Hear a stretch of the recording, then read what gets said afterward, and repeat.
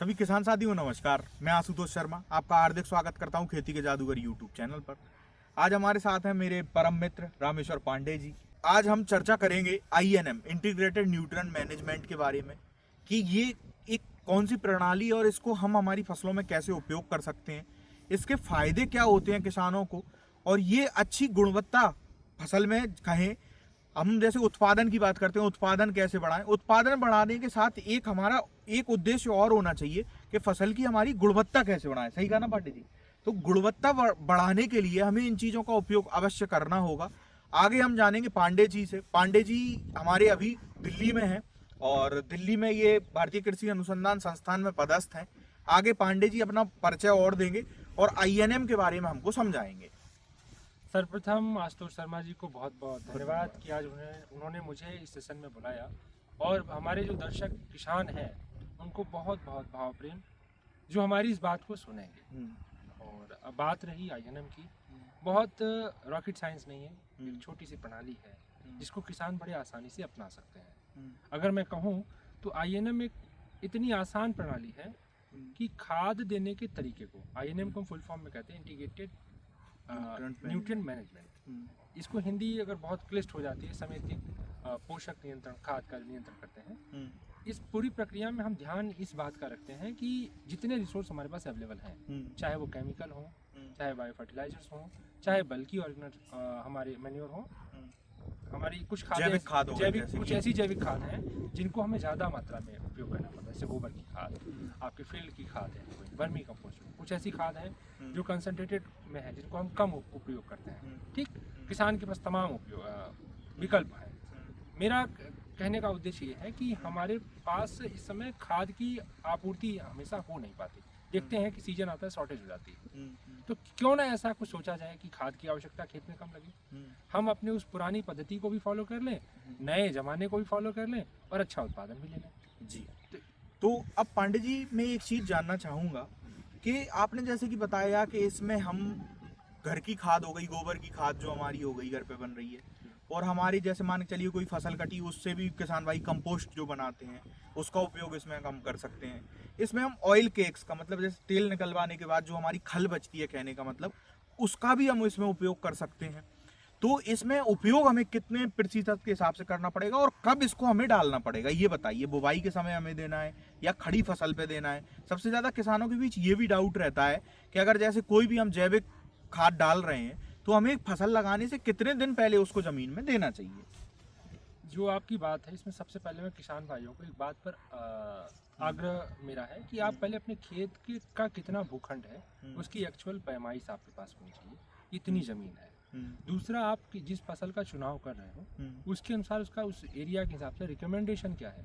हम कहते हैं ना NPK इतना इतना है, उसके हिसाब से आपके पास खाद का कैलकुलेशन होना चाहिए कि मतलब हमें खाद कितना इतना डालना है डालना उस एरिया में। अब उसी में से हम एक स्लॉट काटते हैं, हम उस हिस्से को काट करके सिंथेटिक खाद, मतलब जो केमिकल खाद है उसकी जगह पर हम ऑर्गेनिक खाद का कुछ हिस्सा शिफ्ट करते हैं। पर अगर किसान भाइयों को हम ये बताएं, ये केमिकल खाद की तरह हम खड़ी फसल में बीच में अप्लाई नहीं करते हैं।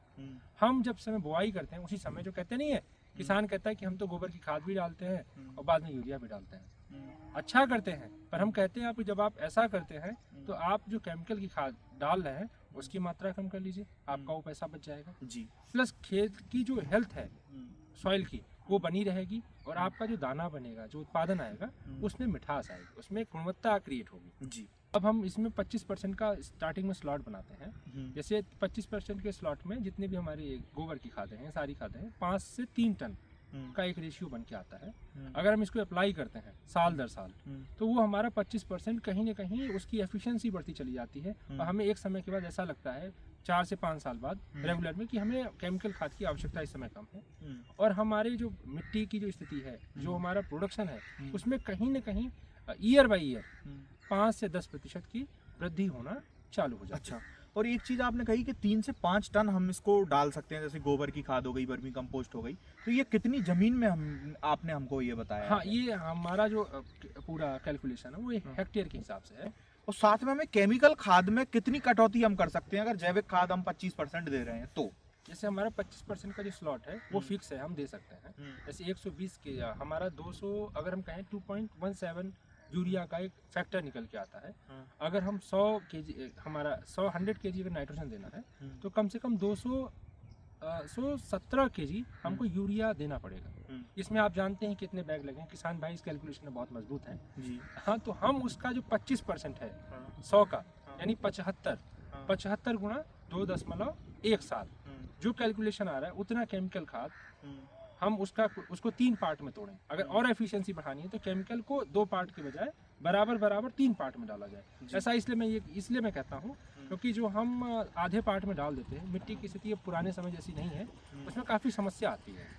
वो खाद कहीं ना कहीं लीच हो जाता है और हमको पौधे को समय पर नहीं मिल पाता, फिर हम बाद में बीच में हम स्प्लिट करते रहते हैं, जो रिकमेंडेशन से हमें कहीं अधिक देना पड़ता है। अच्छा, आपका कहने का इसमें मतलब ये है कि जैसे मान के चलिए जैसे तत्व हम जो दे रहे हैं तो उसमें 75% हमें देने होंगे केमिकल फर्टिलाइजर्स के थ्रू, जैसे कि यूरिया हो गया, डीएपी हो गया, एनपीके जब उपयोग कर रहे हैं, और 25% जो खाद है वो हम हमारी जैविक खाद के थ्रू दे रहे हैं। तो 25% की कटौती हम जो है, जैसे अभी हम यूरिया डाल रहे थे, मान के चलिए 100 किलोग्राम हम 1 हेक्टेयर में डाल रहे थे, तो अब हमें 75 किलोग्राम ही 1 हेक्टेयर में उपयोग करना पड़ेगा। अच्छा, केमिकल खाद आप जैसे उपयोग करते हैं वैसे उपयोग करना है, बस उसकी मात्रा हम कम कर देंगे 25%, और जो बुवाई के समय जैविक खाद हमें पूरा ही दे देना है। इस पद्धति में किसान भाइयों के लिए कोई समस्या नहीं है, बस इसमें ध्यान रखना है कि हम बुआई मजबूती से करें, उस समय इन खादों का उपयोग जरूर करें। और एक चीज और किसान भाई मुझसे बहुत पूछते हैं, मैंने बता रखा है पहले से, लेकिन एक बार आप और बताइए कि कितने दिन पहले हम जैविक खाद उपयोग करें। जैसे हम फार्म यार्ड मैन्योर उपयोग कर रहे हैं, घर की गोबर की बनी खाद हम उपयोग कर रहे हैं, तो फसल लगने बुवाई के कितने दिन पहले उपयोग करें जिससे हमारी फसल में नेमाटोड जैसी समस्या देखने को ना मिले। देखिए, ये क्वेश्चन बहुत अच्छा है। अभी इसमें समस्या ये आती है, किसान भाई ये पता नहीं लगा पाते हैं उनके पास जो खाद अवेलेबल है वो पूरी तरीके से हेल्दी है कि नहीं जी। क्योंकि कई बार कई क्षेत्रों में हमारे पास भी समस्याएं आती है। जैसे आपका वर्मी कंपोस्ट है, अब उसका पीएच आज तक हम भी कभी सीरियसली नहीं चेक किया। एक समस्या मेरठ की आई, जब बाद में इसको चेक किया, प्लांट में कुछ इश्यूज आ रहे थे, जड़ें कट रही थी, जब देखा तो पीएच और एसी दोनों बढ़ा हुआ था। तो किसान भाई जो अपनी खाद है वो उसमें ऐसी जगह बनाए जहाँ पर ऐसी समस्याएं कंटामिनेशन की ना आए। और दूसरी बात, जो भी खाद लें उसमें ये ध्यान रखें वो प्रॉपर डिकम्पोज है कि नहीं। अगर डिकम्पोज अच्छा पचा हुआ है, डिकम्पोज का मतलब सही पच गया है कि नहीं, और आप जैसे चेक करेंगे निकाल के, स्मेल से पता चल जाएगा, और हाथ डालेंगे तो गर्मी से पता चल जाएगा, कलर से पता चल जाएगा। सही पचा हुआ खाद ही हमको खेत में उपयोग करना है। अगर हम कम पचा हुआ खाद उपयोग करेंगे, कहीं ना कहीं जड़ गलन जैसी, फसल कटने जैसी समस्याएं हमें देखने को मिलेंगी। तो ये आपने एक चीज क्वेश्चन मैंने पूछा था, उसका उत्तर नहीं दिया, भूल गए। तो उसमें जो इन्होंने कहा, तो हमारे पास कई प्रकार की खादें हैं। जैसे अभी फार्म यार्ड मैन्योर है, कंपोस्ट खाद है, ये कम से कम 20 दिन पहले की डिमांड करते हैं। मतलब 20 दिन पहले इसको मिट्टी में हमें मिला देना है, फिर उसके 20 दिन बाद हम बुवाई करेंगे। या कहने का मतलब ये है कि जब बुवाई, हम पता है हमें बुवाई करनी है, मान के चलिए गेहूं की बुवाई हमें नवंबर के पहले हफ्ते में करनी है, तो उसके 20 दिन पहले आपका खेत खाली हो चुका हो तो FYM हो गया, फार्म यार्ड मैन्योर हो गया, जो भी आप डालना चाहते हैं 20 दिन पहले आप डाल सकते हैं। और अभी कुछ नई खादें हैं जैसे जो फ्रेगमेंटेड नेचर में है, जिसको हम अभी FOM के नाम से जान रहे हैं, उन खादों के साथ ऐसा नहीं है, वो 7 दिन 5 दिन पहले भी अप्लाई कर सकते हैं। तो अभी इस क्षेत्र में भी सरकार भी, किसान भी, और प्लस हमारे उद्यमी ऐसे किसान हैं जो हमें सलाह देते रहते हैं, उनके अनुसार साइंटिस्ट भी, इंडस्ट्री भी कोशिश कर रहे हैं कि हम ऐसा अल्टरनेटिव ऑर्गेनिक दें किसानों को, और जब तक नहीं है तो किसान भाई कम से कम इस पैटर्न को तो फॉलो करें। जी बिल्कुल जी। उम्मीद करता हूँ आप सभी को ये जानकारी पसंद आई होगी, और मैं पांडे जी का भी बहुत बहुत धन्यवाद देना चाहूँगा कि अपने बिजी शेड्यूल में पांडे जी ने हमारे लिए टाइम निकाला, हमारे किसान भाइयों तक ये बात पहुँचाई, और उम्मीद करता हूँ किसान भाई इस चीज़ का उपयोग करेंगे और अच्छी गुणवत्ता की फसल की पैदा वो करेंगे, और अच्छी उपज किसान भाई पाएंगे इससे। और हम भी इस चीज़ को बहुत समय से करते हुए आ रहे हैं, और पांडे जी और हमने साथ में अध्ययन किया है, और बहुत अच्छा लगा पांडे जी से आज बात हमको करके। तो उम्मीद करता हूँ आप सभी को भी ये जानकारी पसंद आई होगी। ऐसी जानकारी देखने के लिए खेती के जादूगर यूट्यूब चैनल को सब्सक्राइब जरूर कर लें। आपका बहुत बहुत धन्यवाद।